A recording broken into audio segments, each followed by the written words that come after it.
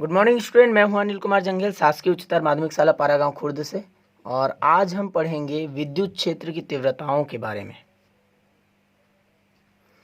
पिछले चैप्टर में हमने द्विध्रुव के बारे में पढ़ा था। द्विध्रुव जो होता था, एक जगह जो है द्विध्रुव में दो अलग अलग ध्रुवें होती थी। एक जगह धन आवेश होता था, धन क्यू, और दूसरे जगह होता था ऋण क्यू। इस प्रकार दो अलग अलग आवेशों से मिलकर के द्विध्रुव का निर्माण किया जाता था। उसमें क्या होता था, धनात्मक आवेश से हमेशा जो है विद्युत बल रेखाएं निकलती है। तो इस प्रकार धनात्मक आवेश से विद्युत बल रेखाएं सामने की ओर निकलेंगी। इस प्रकार ये है ऋणात्मक आवेश में की ओर प्रवेश करेंगी, ऐसे। ठीक, यदि हम बाहर से भी देखें तो इस ऋणात्मक आवेश में अंदर की ओर विद्युत बल रेखाएं अंदर की ओर प्रवेश करती है, और धनात्मक आवेश में बाहर की ओर विद्युत बल रेखाएं निकलती हैं। ऐसे इस प्रकार हम देखते थे। पहले क्या होता था, जैसे कि एकांक एक धन आवेश होता था। एकांक एक धन आवेश चारों ओर इस पर ऐसे करके चारों ओर ये जो है चारों ओर बल लगाता था, एक क्षेत्र का निर्माण करता था। इस क्षेत्र में कोई एकांक धन आवेश, कोई क्यू नॉट, ये एकांक धन आवेश यदि आ जाता था तो इस पर एक विद्युत क्षेत्र की तीव्रता कार्य करती थी, जिसके लिए हम व्यंजक ज्ञात करते थे E इक्वल टू, और यदि ये बल लगा रहा है तो ये F अपॉन क्यू नॉट, ऐसे ज्ञात कर लेते थे। इसके लिए एक और फॉर्मूला यदि हम ज्ञात किए हैं, E इक्वल टू विद्युत क्षेत्र की तीव्रता इक्वल टू ज्ञात किए थे, कितना ज्ञात किए थे, 1/4 pi epsilon naught Q upon R का स्क्वायर, मान लो दूरी है तो, ऐसे हम ज्ञात किए थे। लेकिन यहाँ पे हम देखते हैं, यहाँ पे दो प्रकार के आवेश रखे हुए हैं, एक धनात्मक आवेश और दूसरा है ऋणात्मक आवेश। अब यदि इसके क्षेत्र में, इसके किसी भी क्षेत्र में, मान लो अगर कोई इसके अनुदिश हो, इसके दिशा में हो, मतलब इन दोनों ध्रुवों को मिलाने वाली रेखा के अनुदिश हो, मतलब वहां पे उस दिशा में हो। मान लो यहाँ पे कोई एकांक धनावेश रखा हुआ है, तो इस पर बल लगाने वाला दो प्रकार के आवेश होंगे। एक तो ये धनात्मक आवेश और दूसरा होगा ऋणात्मक आवेश। एक जो है धनात्मक आवेश इस पर बल लगाएगा, जो इस पर प्रतिकर्षण बल लगाएगा, मतलब प्रतिकर्षण बल सामने की ओर लगता है, मतलब इसको धक्का देगा तो इस पर सामने की ओर एक बल लगाएगा।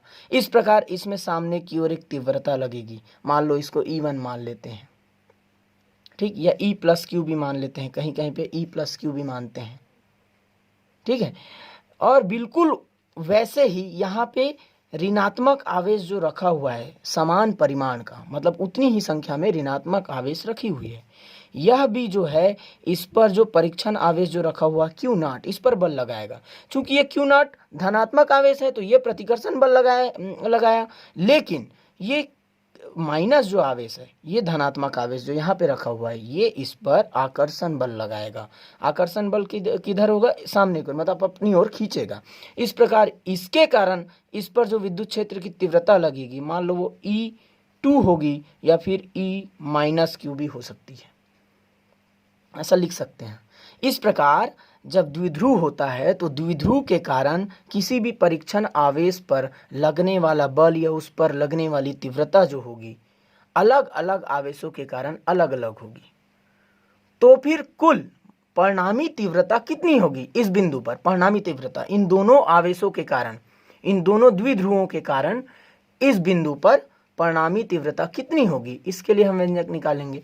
चूंकि ये जो है इसके दिशा के अनुदिश, मतलब दिशा में है इसलिए अनुदिश है, क्या पता यह जो बिंदु यहाँ पे भी हो सकता है, तो ये जो है दिशा से भटक गया, तो इस स्थिति को निरक्षी बोलते हैं। और ये जो है अक्ष में है तो इस स्थिति को अक्षी बोलते हैं। इस प्रकार हम द्विध्रुव के कारण विद्युत क्षेत्र की तीव्रता दो कंडीशन में निकालेंगे, एक जो है उसके अनुदिश मतलब दिशा में अक्ष पर, और दूसरा जो है निरक्ष पर।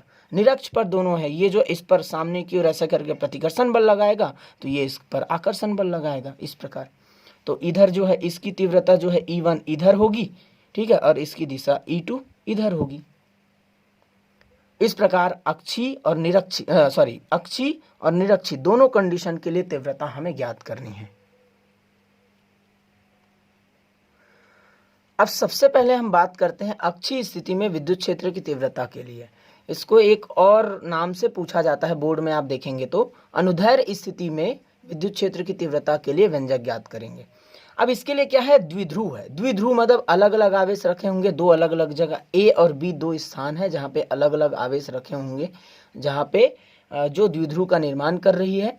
ए में माइनस क्यू आवेश रखा हुआ है और बी में प्लस क्यू आवेश रखा हुआ है। क्यू मतलब संख्याएं बराबर है, बस आवेश अलग अलग है, ठीक है। और वो जो है दोनों से एक दूसरे से 2a दूरी पर रखी हुई है, 2a, ठीक है। दोनों द्विध्रुवों के बीच की दूरी जो है 2a मानते हैं। उसका मध्य बिंदु हम O ले लेते हैं। ये मध्य बिंदु O से A तक की दूरी a होगी और O से B तक की दूरी a होगी, ठीक। अब इन दोनों द्विध्रुवों को मिलाने वाली रेखा मतलब उसके अक्ष पर एक बिंदु, अलग बिंदु, कोई बिंदु P है। यहां पे कोई मान लो परीक्षण आवेश रखा होगा, जो भी, ठीक। इस बिंदु P पर इन दोनों द्विध्रुवों के कारण लगने वाली तीव्रता के लिए हमें व्यंजक निकालनी है। चूंकि ये अक्ष पर है इसलिए ये अक्षीय स्थिति में विद्युत क्षेत्र की तीव्रता के लिए व्यंजक जब पूछा जाएगा तो ये वाला बनाएंगे। या अनुदैर्ध्य स्थिति में या अक्ष के लिए विद्युत क्षेत्र की तीव्रता यदि पूछा जाएगा तो हम ऐसा डायग्राम बनाकर सामने जो है ऐसा डायग्राम बनाकर सॉल्व करेंगे। चूंकि यहाँ पे डिस्क्रिप्शन की यदि बात करते हैं तो डिस्क्रिप्शन ये कि माना कोई बिंदु ए और बिंदु बी है जहाँ पर द्विध्रुव रखी हुई है, या फिर वहाँ पे द्विध्रुव है जहाँ पे ए पर माइनस क्यू आवेश है, बी पर प्लस क्यू आवेश है, ठीक। द्विध्रुव का निर्माण करती है। इनके मध्य दूरी जो है 2a है। इसके मध्य बिंदु O से यहाँ से D दूरी पर किसी बिंदु पर R भी लिया जाता है, चलो हम यहाँ पे R लेते हैं। इसके मध्य बिंदु O से R दूरी पर एक बिंदु P है, जिस पर हमें विद्युत क्षेत्र की तीव्रता, जहाँ पर हमें विद्युत क्षेत्र की तीव्रता इस द्विध्रुव के कारण ज्ञात करनी है। इससे पहले जो निकाले थे उसमें एक आवेश होता था, एक आवेश के कारण किसी बिंदु पर विद्युत क्षेत्र की तीव्रता के लिए व्यंजक ज्ञात करते थे, लेकिन दो अलग अलग आवेश हैं। तो सबसे पहले हम बात करते हैं इस आवेश के कारण बिंदु B पर रखी, यहाँ पे B पर रखी कौन सी आवेश है, प्लस क्यू आवेश है, धनात्मक आवेश है। और इस धनात्मक आवेश के कारण इस बिंदु P पर रखी कोई भी परीक्षण आवेश रखी हुई या बिंदु P पर विद्युत क्षेत्र की तीव्रता हमें ज्ञात करनी है। तो चूंकि ये धनात्मक आवेश है, मान लो ये भी धनात्मक आवेश है, ठीक। तो ये इस पर बल लगाएगा तो बल जो लगेगा वो सामने की ओर होगा, ठीक है। सामने की ओर लगेगा तो तीव्रता भी सामने की ओर होगी। तो मान लो इसके कारण इस बिंदु B पर रखी प्लस क्यू आवेश मतलब प्लस धनात्मक क्यू आवेश के कारण बिंदु P पर लगने वाली विद्युत क्षेत्र की तीव्रता को हम मान लेते हैं E1, ठीक। तो E1 इक्वल टू यहाँ पे E1 इक्वल टू हो जाएगा कितना, इन दोनों के बीच की दूरी, मतलब क्या हो जाएगा BP, मतलब ये हो जाएगा 1/4 पाई एप्सिलॉन नॉट।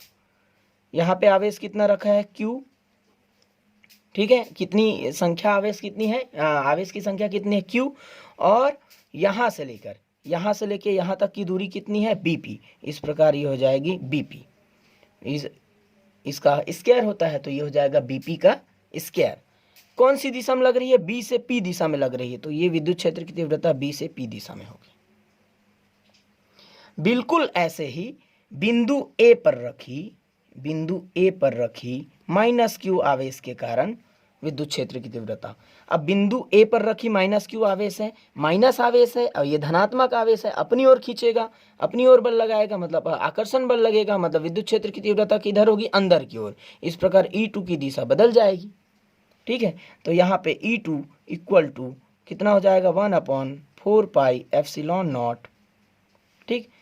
आवेशों की संख्या कितनी है यहाँ पे Q आवेश है, ठीक है। और यहाँ पे कहाँ से लेके कहाँ तक की दूरी लेंगे, A से लेके P तक की, लेकिन इसकी दिशा होगी P से लेके A की ओर। इस प्रकार P से लेके A की ओर, क्योंकि ये AP का ये हो जाएगा स्क्वायर। किसी बुक में इस E1 को E प्लस क्यू भी लिखा है, E प्लस क्यू इस जगह 1 की जगह, और यहाँ पे E माइनस क्यू भी लिखा है। आप कोई भी नोटेशन लिख सकते हो। और किसी बुक में जो है B जो है यहाँ पे दिया है और A जो है यहाँ पे दिया है, तो नोटेशन आप बदल सकते हो, बस आपको समझ में आना चाहिए। अब हम देखते हैं BP की और AP की वैल्यू याद करेंगे। BP और AP की वैल्यू हम देखते हैं। यहाँ पे देखो ए से लेके बी तक की वैल्यू कितनी है 2a, और ओ से लेके बी तक की वैल्यू कितनी है a। चूंकि अभी हमें बीपी की वैल्यू ज्ञात करनी है, बीपी की वैल्यू मतलब बी से लेके पी तक की, चूंकि यहां से लेके यहां तक की वैल्यू हमें ज्ञात है r, इस r में से इस a को घटा देंगे मतलब इतने को, तो b से लेके p तक की दूरी ज्ञात हो जाएगी। मतलब ये कि r इक्वल टू होगा bp इक्वल टू होगा bp इक्वल टू, यहाँ पे कितना है bp इक्वल टू po या फिर op माइनस ob, कितना होगा ob। अब op की वैल्यू कितनी है, o से लेके p तक की दूरी कितनी है r है, और o से लेके b तक की दूरी कितनी है a है, तो r माइनस a मतलब r में इस a को घटा देंगे तो यहां से लेके यहां तक की दूरी निकल जाएगी। इस प्रकार r माइनस a bp की वैल्यू ज्ञात हो गई। तो इस मान को हम जो है इस समीकरण 1 में रख देते हैं, इसको समीकरण 1 मान लेते हैं, इसको समीकरण 2 मान लेते हैं। तो समीकरण 1 में रखेंगे तो ये हो जाएगी कितनी, E1 equal to 1/4 pi epsilon naught Q upon r minus a का होल स्क्वायर। इसको मान लेते हैं पुनः समीकरण 3। बिल्कुल वैसे ही हम देखते हैं फिर से AP की वैल्यू ज्ञात करेंगे। चलो AP की वैल्यू A से लेके P तक की, मतलब यहाँ से लेके यहाँ तक, मतलब इस AP की वैल्यू ज्ञात करेंगे समीकरण 2 के लिए। तो AP की वैल्यू ज्ञात करने के लिए देखते हैं यहाँ पे O से लेके P तक की वैल्यू ज्ञात है R, और O से लेके A की वैल्यू ज्ञात है कितनी A, मतलब इन दोनों को यदि जोड़ देंगे इसको और इसको, मतलब पूरी यहाँ तक की वैल्यू निकल जाएगी। तो इस प्रकार जो है O से लेके P तक यदि जोड़ देते हैं O से लेके A तक को, तो ये जो है वैल्यू, टोटल वैल्यू निकल जाएगी। O से लेके P तक की वैल्यू जो है R है, प्लस O से लेके A तक की वैल्यू जो है वो है A। इस प्रकार R प्लस A जो है AP की वैल्यू ज्ञात हो जाएगी। इस मान को समीकरण 2 में रखने पर हमें ज्ञात होगा कितना, हमें ज्ञात हो जाएगा E2 की वैल्यू, E2 इक्वल टू ज्ञात हो जाएगा 1/4 pi epsilon naught Q upon R plus A का होल स्क्वायर। ये आ गया समीकरण 4। इस प्रकार हमें द्विध्रुव के कारण लगने वाली 2 प्रकार के विद्युत क्षेत्र की तीव्रता ज्ञात हुई है, लेकिन हमें सिर्फ विद्युत क्षेत्र की तीव्रता ज्ञात करनी है, 2 प्रकार की नहीं। तो इन दोनों को जोड़ देंगे, ठीक। तो यदि हम इन दोनों को जोड़ते हैं तो E इक्वल टू परिणामी विद्युत क्षेत्र की तीव्रता निकालेंगे तो फॉर्मूला कितना लगेगा, E इक्वल टू कितना हो जाएगा, मतलब परिणामी इस बिंदु पर दोनों द्विध्रुवों के कारण, इसके कारण और इसके कारण, दोनों जगह आवेश जहां पे रखी हुई है, इन दोनों के कारण इस बिंदु P पर विद्युत क्षेत्र की तीव्रता ज्ञात करनी है। लेकिन इसके कारण हमने E1 निकाला है और इसके कारण हमने E2 निकाला है, तो हम दोनों को जोड़ देते हैं। दोनों को जोड़ेंगे तो ये ज्ञात हो जाएगा, कितना हो जाएगा, E1 प्लस E2। लेकिन यहाँ पे जो E2 है उसकी दिशा अलग है। E1 की दिशा सामने की ओर है तो E2 की दिशा पीछे की ओर है। तो एक को हम धनात्मक लेंगे तो दूसरे को हम ले लेंगे ऋणात्मक, दोनों की दिशा अलग अलग होगी। तो इस प्रकार हो जाएगा E1 माइनस E2 जो है परिणामी तीव्रता E के लिए व्यंजक निकल जाएगी।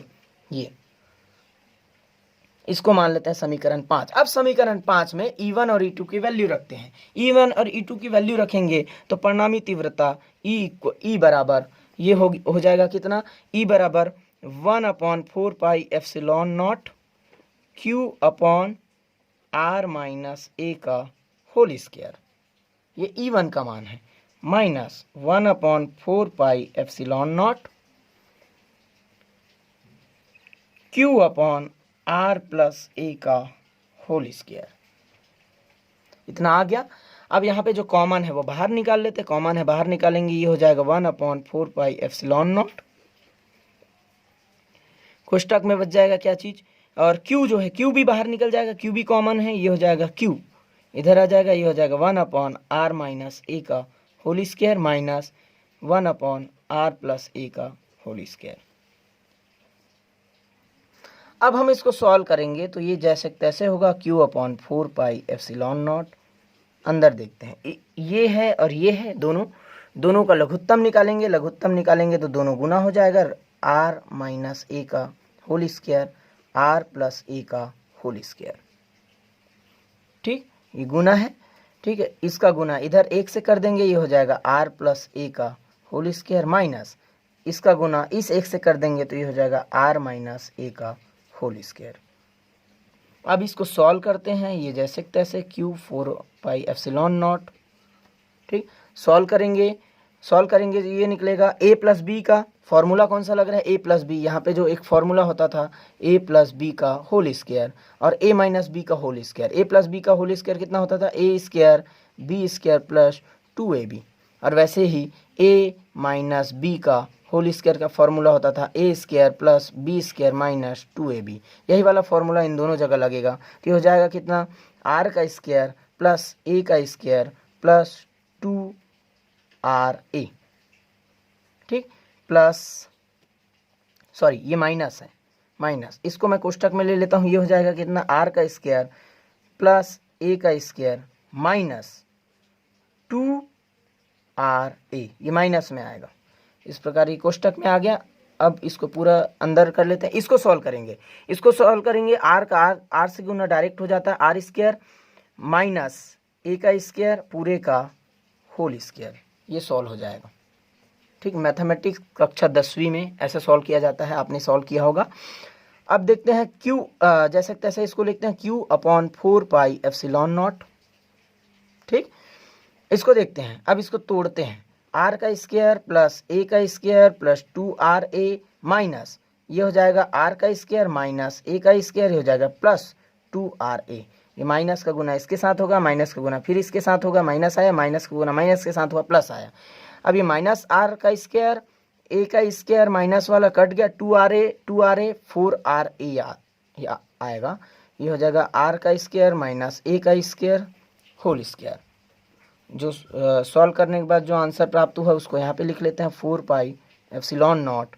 ये हो जाएगा कितना, 2ra एडिशन हो जाएगा, जुड़ जाएगा, कितना हो जाएगा 4ra अपॉन ये हो जाएगा r का स्क्वायर a का स्क्वायर पूरे का होल स्क्वायर।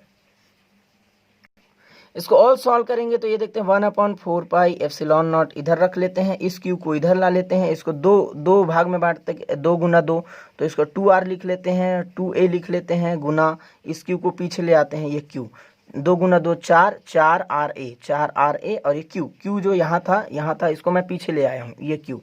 इस प्रकार मैं ऐसे बना लेता हूँ, r square minus a square upon पूरे का होल स्क्वायर। अब देखो 2a इंटू क्यू किसके बराबर होता था, आघूर्ण के बराबर, ठीक, वैद्युत द्विध्रुव के आघूर्ण p के बराबर, हमने पिछले चैप्टर में निकाल के बताया था पिछले लेक्चर में। तो 2a इंटू क्यू जो होता था p के बराबर होता था, p इक्वल टू कितना निकाले थे, q इंटू 2a।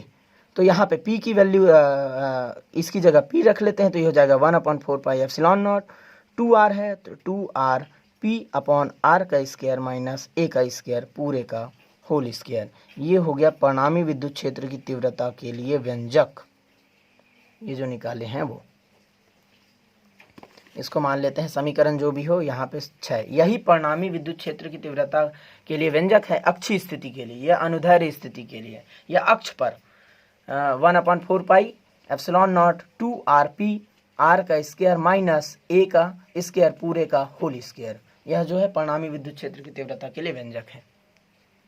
अब जैसे कि कभी कभी आपके सामने एक सवाल आता था, सवाल ये आता था कि जैसे कि आपको 99.99 दिया है तो इसको आप राउंड फिगर में कितना लिखते हैं, कितना कम है, 0.1 कम है तो 0.1 को आप क्या कर देते, नेगलेक्ट कर देते थे या डायरेक्ट राउंड फिगर में किसको मान लेते, 100 मान लेते थे या इसी दूरी को मान लेते थे, इसकी आप वैल्यू नहीं रखते थे, ठीक। बिल्कुल वैसे ही यदि यहाँ पे इस द्विध्रुव में, इन 2 ध्रुवों में, इसमें जो द्विध्रुव जो दिया है, इस द्विध्रुव में दोनों द्विध्रुवों की जो दूरी है, बीच की दूरी 2a मान लो बहुत ही कम है, तो इसकी और इसकी दूरी बहुत ज़्यादा बढ़ जाएगी, तो इसकी दूरी की अपेक्षा मतलब ये r की अपेक्षा ये जो है बहुत छोटी हो जाएगी।